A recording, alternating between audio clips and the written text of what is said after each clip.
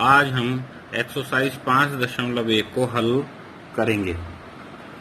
Exercise 5.1 के पहले प्रश्न में हमें यह बताना है कि ये समांतर श्रेणी में है अथवा नहीं है। पहले प्रश्न के पहले खंड में हमें दिया गया है कि पहले किलोमीटर का किराया 15 रुपए है, फिर प्रति किलोमीटर किराया 8 रुपए है। तो पहले किलोमीटर का किराया 15 रुपए, इसलिए दूसरे किलोमीटर का किराया हो जाएगा 15 + 8 अर्थात 23 रुपए। तीन किलोमीटर का किराया हो जाएगा 23 + 8 31 रुपए। 4 किलोमीटर का किराया हो जाएगा 31 + 8 39 रुपए। तो हमारी श्रेणी इस प्रकार से बनेगी 15, 23, 31, 39 एंड सो ऑन। अब हमें यह देखना है कि यह एपी में समांतर श्रेणी में है अथवा नहीं। तो हम ज्ञात करेंगे A2 - A1। दूसरे पद में से पहला पद घटाएंगे, तो चूंकि पहले पद में 8 जोड़ के दूसरा पद मिला है तो अंतर 8 का ही आएगा। A3 - A2, इसमें भी तीसरा पद जो है दूसरे पद में 8 जोड़ करके मिला है, तो यहाँ पर भी सार्वंतर 8 आएगा। फिर A4 - A3, तो A4 जो है चौथा पद हमें तीसरे पद में 8 जोड़ने से मिला है, तो यहाँ पर भी अंतर 8 आएगा। अर्थात A2 - A1 बराबर A3 - A2 बराबर A4 - A3 बराबर 8। तो चूंकि सब जगह अंतर 8 है तो यह समांतर श्रेणी है और सार्वंतर बराबर 8 है।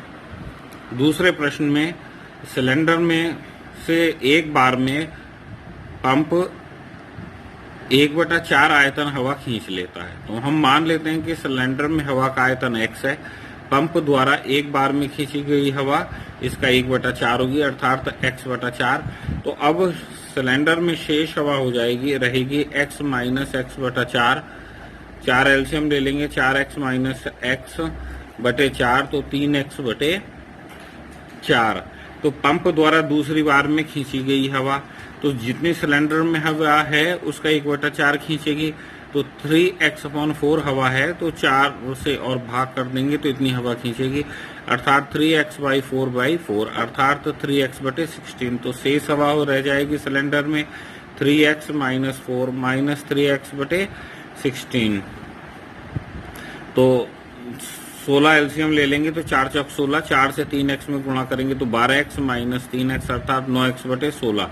तो इस प्रकार हमारी श्रेणी बन जाएगी सिलेंडर में हवा की x 3x/4 और 9x/16। A2 - A1, दूसरे पद में से पहला पद घटाएंगे तो 3x/4 - x बराबर एलसीएम 4 लेंगे तो 3x - 4x/4 अर्थात -x/4 आएगी। A3 - A2, 9x/16 - 3x/4 LCM 16 ले लेंगे तो 9x - 4 चौक 16 तो 4 तिया 12, तो 9x - 12x/16 अर्थात -3x/16। यहाँ पर हम देखते हैं कि A2 - A1 is not equal to A3 - A2 आता है। अब चूंकि A3 - A2 is not equal to A2 - A1 है, इसलिए पद समांतर श्रेणी में नहीं है। तीसरे खंड में एक कुआं खोदा जा रहा है जिसका 1 मीटर खोदने का खर्च 150 रुपए है और फिर हर मीटर पर खर्च जो है 50 रुपए बढ़ जाता है। तो 1 मीटर कुआं खोदने का खर्च 50 रुपए, दूसरे मीटर कुआं खोदने का खर्च 150 + 50 अर्थात 200 रुपए, तीसरे मीटर कुआं खोदने का खर्च 200 + 50 अर्थात 250 रुपए, चौथे मीटर कुआं खोदने का खर्च 250 + 50 अर्थात 300 रुपए। तो हमारी श्रेणी बन जाएगी 150, 200, 250, 300 एंड सो ऑन। तो A2 - A1, तो हर सभी पदों में 50-50 का अंतर है अर्थात A2 - A1 200 - 150 50 आएगा। A3 - A2 250 - 250 आएगा। A4 - A3 300 - 250 अर्थात 50 आएगा। तो अर्थात A2 - A1 बराबर A3 - A2 बराबर A4 - A3 बराबर 50। तो इसलिए पद समांतर श्रेणी में है और सार्वंतर D बराबर 50 हो जाएगा। चौथे खंड में हम ब्याज पर आधारित गणना है।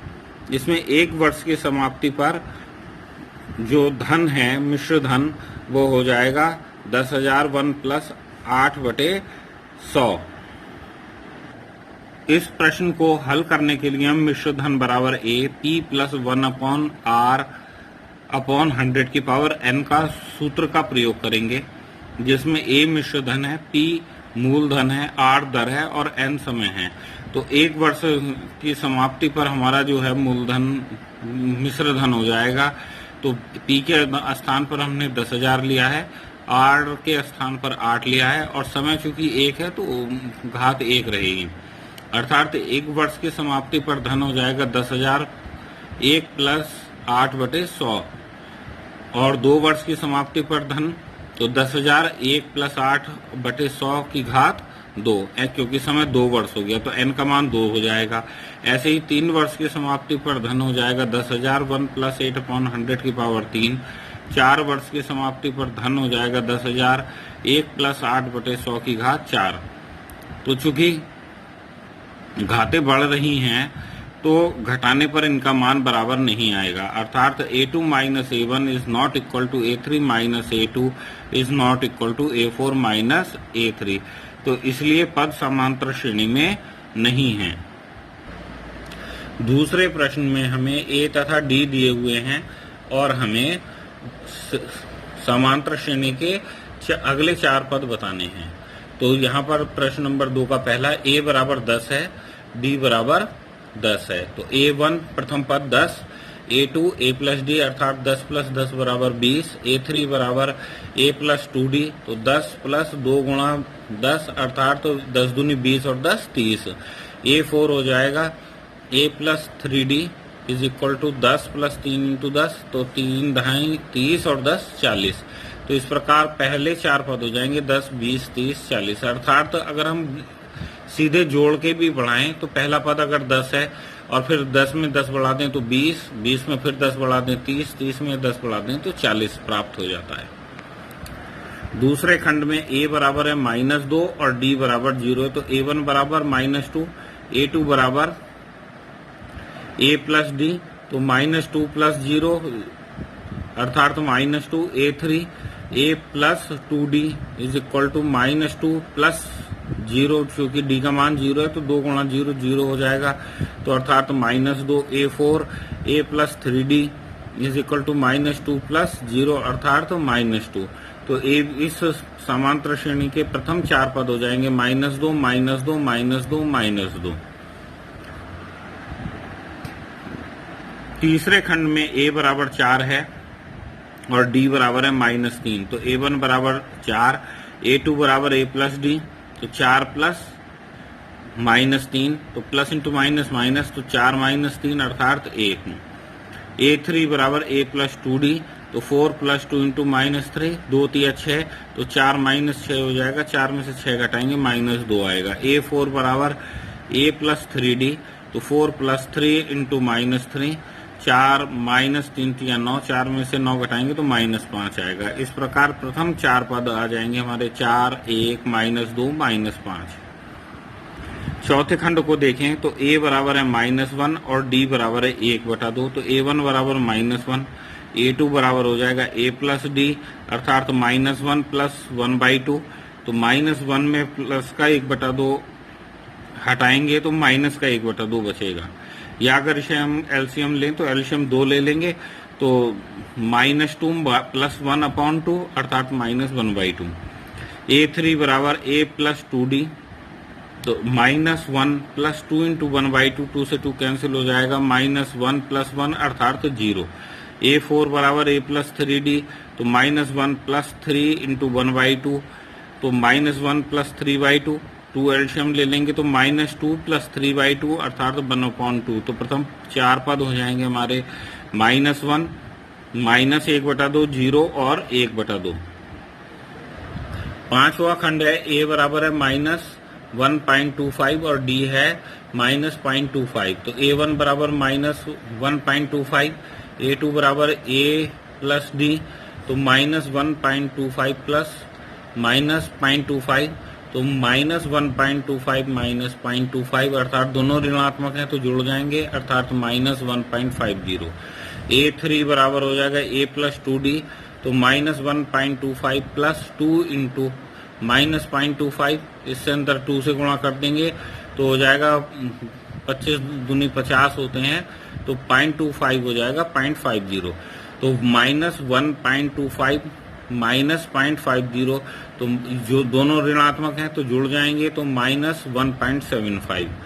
A4 बराबर हो जाएगा हमारा A प्लस 3D, तो -1.25 प्लस 3 इंटू -0.25, 25 या 75 होते हैं, तो -1.25 -0.75 हो जाएगा, और दोनों ऋणात्मक हैं तो जुड़ जाएंगे तो अर्थात -2.00। तो इस प्रकार प्रथम 4 पद हो जाएंगे हमारे -1.25 -1.50 -1.75 -2.00। अब तीसरे प्रश्न को देखेंगे। इसमें हमें एपी दी हुई है, हमें प्रथम पद ए और सारवंतर डी बताना है। तो पहली समांतर श्रेणी अर्थात अर्थमेटिक प्रोग्रेशन है 3 1 -1 -3 एंड सो ऑन। तो प्रथम पद a बराबर 3 जो सबसे पहले लिखा होता है वो है प्रथम पद है, तो प्रथम पद a बराबर 3 और सारवंतर d बराबर हो जाएगा a2 -a1 अर्थात तो 1 -3 -2। दूसरा खंड है हमारा -5 -1 3 7 एंड सो ऑन। तो इस समांतर श्रेणी का पहला पद है -5, तो a बराबर -5, सारवंतर d बराबर हो जाएगा a2 -a1, तो -1 -5 माइनस इंटू माइनस प्लस, तो +5 जो है प्लस का हो जाएगा, तो -1 + 5 अर्थात प्लस का 4 बचेगा।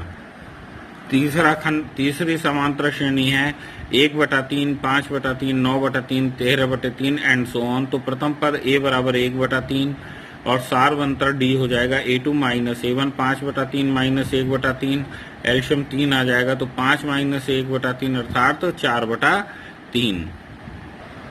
चौथा खंड है पॉइंट में समांतर श्रेणी दी हुई है 0.6 1.7 2.8 3.9 एंड सो ऑन। तो प्रथम पद a बराबर 0.6, कॉमन डिफरेंस d बराबर हो जाएगा a2 -a1, तो 1.7 -0.6 तो हो जाएगा 1.1। चौथे प्रश्न में हमें यह बताना है कि पद समांतर श्रेणी में है अथवा नहीं है, और यदि समांतर श्रेणी में है तो अगले 3 पद और ज्ञात करने हैं। तो चौथे प्रश्न का पहला खंड है श्रेणी दी है 2 4 8 16 एंड सो ऑन। तो a2 -a1 4 -2 अर्थात 2 और a3 -a2 8 -4 अर्थात 4। तो यहाँ पर हम देखते हैं कि दोनों में अंतर अलग अलग आ रहा है, अर्थात a2 -a1 is not equal to a3 -a2, इसलिए पद समांतर श्रेणी में नहीं है। दूसरे खंड को देखेंगे तो श्रेणी दी हुई है 2 5/2 3 के बाद है 7/2 एंड सो ऑन। तो a2 -a1 तो अर्थात 5/2 -2 एल्शियम 2 आ जाएगा, तो 2 दूनी 4 हो जाएंगे, तो 5 -4/2 अर्थात 1/2। a3 -a2 3 -5/2 एल्शियम 2 ले लेंगे, तो 3 दूनी 6 6 -5/2 अर्थात 1/2। a4 -a3 तो 7/2 -3 एल्शियम 2 ले लेंगे, तो 7 -3 दूनी 6/2 अर्थात 1/2। तो a2 -a1 बराबर a3 -a2 बराबर a4 -a3 बराबर 1/2 अर्थात सब में बराबर अंतर आ रहा है, तो इसलिए पद समांतर श्रेणी में है और सारवंतर d बराबर 1/2। अब हमें निकालना है पांचवा पद, तो a5 तो a4 प्लस d, a4 है हमारा 7/2 तो प्लस 1/2, तो एल्शियम 2 आ जाएगा, 7 + 1 अर्थात 8/2 8/2 अर्थात 4 2 चौक 8 होते हैं। a6 बराबर हो जाएगा हमारा छठा पद a5 प्लस d, तो a5 है हमारा 4 जो कि हमें 8/2 से मिला है, तो हमें चूंकि d 1/2 में है तो हम बटे वाली संख्या ले लेंगे, अर्थात 8/2 प्लस 1/2, तो एल्शियम 2 हो जाएगा, तो 8 और 1 9/2।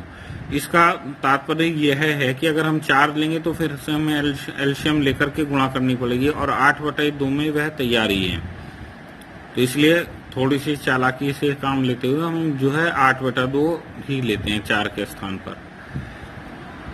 सातवां a7 हो जाएगा a6 प्लस d, तो A6 हमारा 9/2, 9/2 प्लस 1/2, एल्शियम 2 हो जाएगा, तो 9 और 1 10/2 अर्थात 5।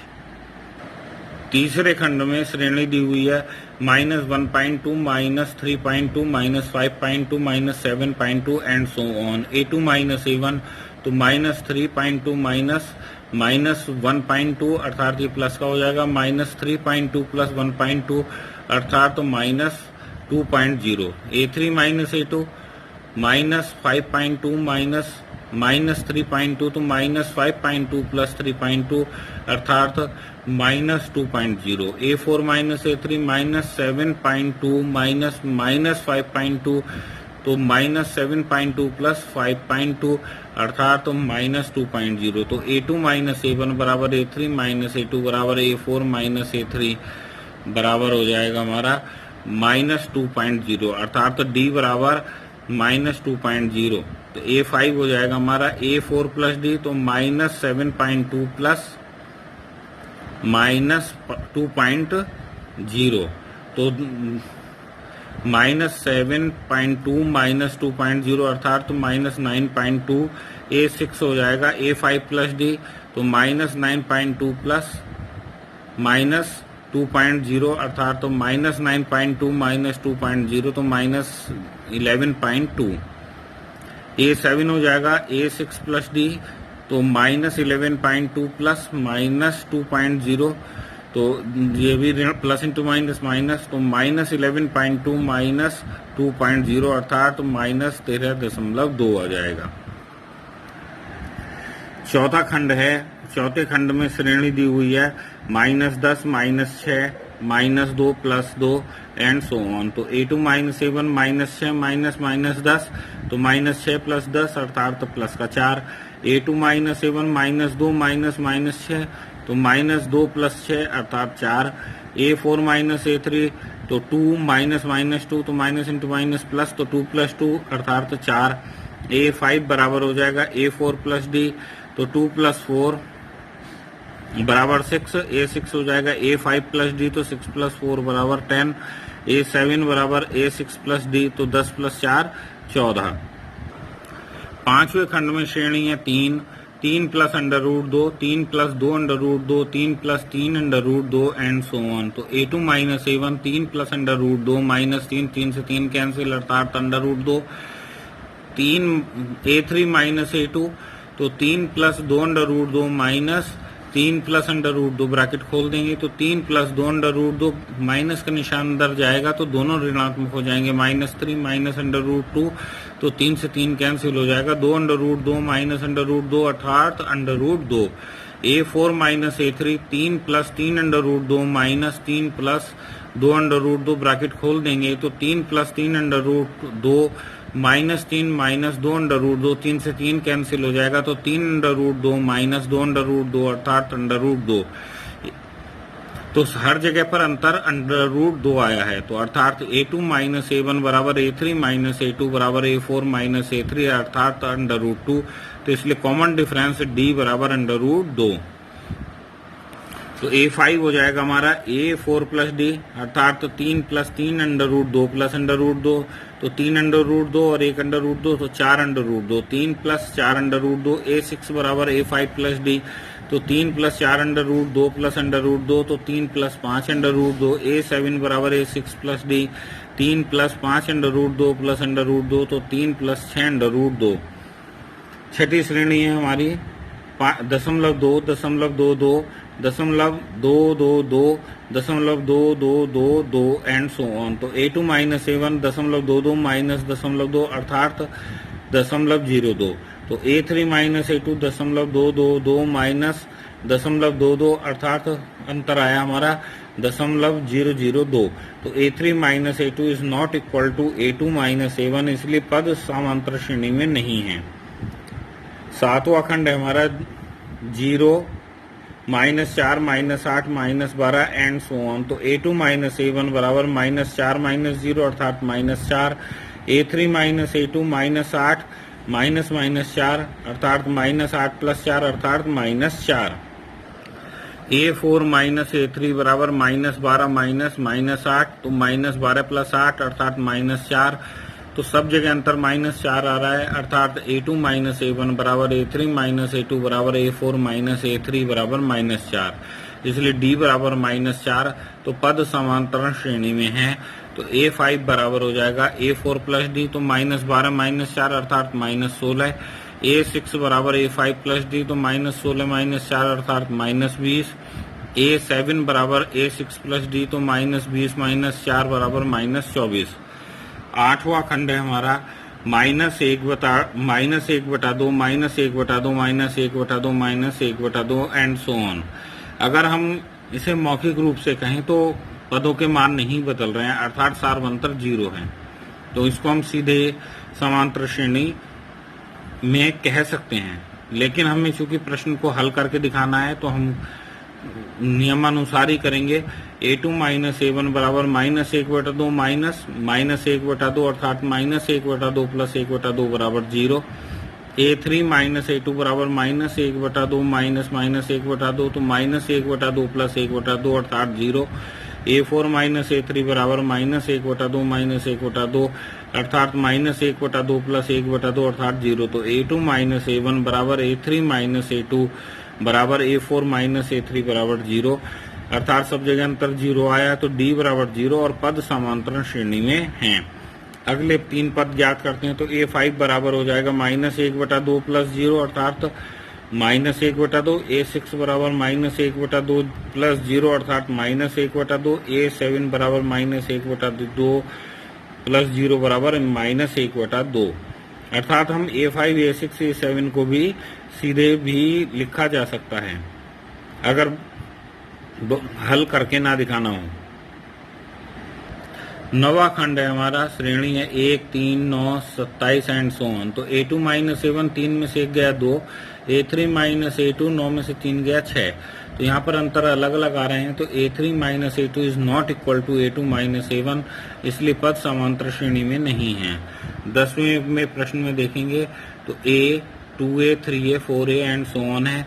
तो A2 माइनस A1 बराबर A2 माइनस A अर्थात A, A3 minus A2 3A minus 2A अर्थात A, A4 माइनस A3 बराबर 4A माइनस 3A अर्थात A। तो अगर हम श्रेणी को देखें तो पहले 1A है, फिर 2A है, फिर 3A है, फिर 4A है, तो सीधे हम बता सकते हैं कि अगला आगे 5A 6A 7A होंगे। तो हमारा A5 5A, A6 6A और A7 हो जाएगा 7A। 11वां प्रश्न है A square A cube A की पावर 4 एंड सो ऑन। तो A2 minus A1 A square minus A common ले लेंगे तो A माइनस 1 हो जाएगा ब्रैकेट में। A3 माइनस A2 तो A cube minus A square common ले लेंगे तो A स्क्वायर A माइनस 1। तो हम यहाँ देखते हैं कि अंतर बराबर नहीं आया है, अर्थात A3 minus A2 is not equal to A2 minus A1, इसलिए पद समांतर श्रेणी में नहीं है।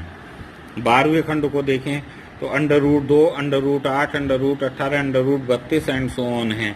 तो इनको हम अलग अलग कर लेते हैं। अंडर से बाहर जो संख्याएं आ रही हैं उनको हम अंडर से बाहर ले आते हैं। तो पहला है हमारा √2, तो यह एज इट इज रहेगा। √8 के हम गुणनखंड करेंगे तो 2 दूनी 4 दूनी 8, तो एक जोड़े का 2 बाहर आ जाएगा और एक अंदर रह जाएगा, तो यह हो जाएगा 2 √2। 18 के गुणनखंड करेंगे तो 3 3 9 दूनी 18, तो यह जोड़े का 3 में से 3 बाहर आ जाएगा, अर्थात 3 √2। और 32 के हम गुणनखंड करेंगे तो हो जाएंगे 4 चौक 16 दूनी 32, तो 4 बाहर आ जाएगा तो 4 √2 एंड सो ऑन। तो A2 माइनस A1 2 √2 माइनस √2 अर्थात √2। A3 माइनस A2 बराबर 3 √2 माइनस 2 √2 अर्थात √2। A4 माइनस A3 बराबर 4 √2 माइनस 3 √2 बराबर √2। तो अगर हम श्रेणी को देखें तो हमारा पहले 1 √2 है, फिर 2 √2 है, फिर 3 √2 है, फिर 4 √2 है, तो इससे अगला पद होगा 5 √2 और उससे अगला पद होगा 6 √2, उससे अगला पद होगा 7 √2। तो इसको हम ऐसे भी दिखा सकते हैं A5 बराबर A4 प्लस D, तो 4 √2 प्लस √2 अर्थात 5 √2। A6 बराबर A5 प्लस D, तो 5 √2 प्लस √2 अर्थात 6 √2। A7 हो जाएगा 6 √2 प्लस √2 अर्थात 7 √2। 13वां प्रश्न है हमारा √3, √6, √9, √12 एंड सो ऑन। तो A2 माइनस A1 तो √6 minus √3, A3 minus A2 √9 minus √6। तो A3 minus A2 is not equal to A2 minus A1, इसलिए पद समांतर श्रेणी में नहीं है। 14वां प्रश्न है हमारा 1 का वर्ग, 3 का वर्ग, 5 का वर्ग, 7 का वर्ग एंड सो ऑन। तो A2 माइनस A1 3 का वर्ग माइनस 1 का वर्ग 3 दिया 9 और 1 का वर्ग 1, तो 9 में से 1 गया 8। तो A3 माइनस A2 5 का वर्ग माइनस 3 का वर्ग, 5 का वर्ग 25 और 3 का वर्ग 9, तो 25 माइनस 9 अर्थात 16। अंतर अलग अलग आ रहा है, तो A2 minus A1 is not equal to A3 minus A2, इसलिए पद समांतर श्रेणी में नहीं है। 15वें खंड को देखेंगे तो 15वां खंड है 1 का वर्ग, 5 का वर्ग, 7 का वर्ग, 73 एंड सो ऑन। तो A2 माइनस A1 5 का वर्ग माइनस 1, तो 5 पंजे 25 माइनस 1 अर्थात 24। A3 माइनस A2 7 का वर्ग माइनस 5 का वर्ग, 7 सत्ते 49 माइनस 25 अर्थात 24। A4 माइनस A3 73 माइनस 7 का वर्ग, तो 73 माइनस 49 अर्थात 24। तो A3 माइनस A1 बराबर A3 माइनस A2 बराबर A4 माइनस A3 बराबर 24। तो इसलिए पद समांतर श्रेणी में है और D बराबर 24 है। तो A5 बराबर हो जाएगा 73 प्लस 24 97, फिर A6 हो जाएगा 97 प्लस 24 तो 121, और A7 हो जाएगा 121 प्लस 24 अर्थात 145। तो इस प्रकार आपकी प्रश्नावली 1.5 समाप्त हो जाती है। आशा है कि आप लोगों को भली प्रकार समझ में आया होगा। धन्यवाद।